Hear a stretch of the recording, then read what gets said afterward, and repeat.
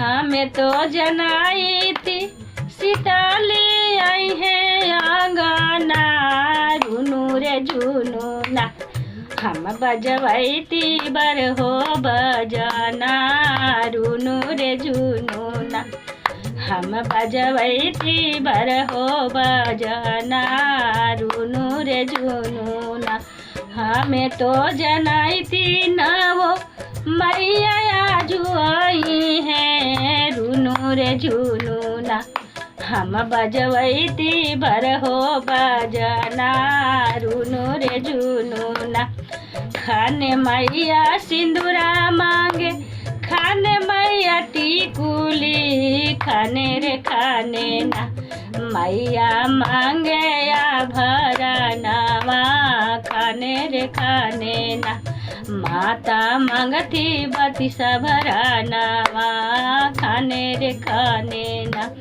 जयती गंगा जमुना हम जलवा भरी लाई थी, खाने रे मैया के हम चरण धोवई थी, देवी हो मैया के हम चरण धोवई थी, नवो हो माता के। खाने मैया टिकवा मांगे, खाने मैया हरवा, खाने रे खाने ना। मैया मांगे बतीसा भरनावा, खाने रे मैया ना। जाई बजरिया हम भोगवा ले आई थी, खाने रे खाने ना। मैया के भोगवा लगावती, खाने रे खाने ना। लौंगवा जो लैती हम लैचिया ले आवती, मोती चूर लडुआ से ए मैया के भोगवा लगावती, मोती चूर लडुआ से।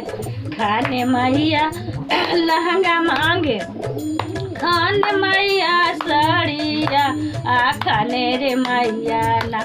मांगे लाल का चुंदरिया, खाने रे मैया ना। मांगे लाल का चुंदरिया, खाने रे मैया ना। जाईती बजरिया हम कपूर बाती लावती, गैया रे घीवा से ओ माई के आरती उतारती, गैया रे घीवा से।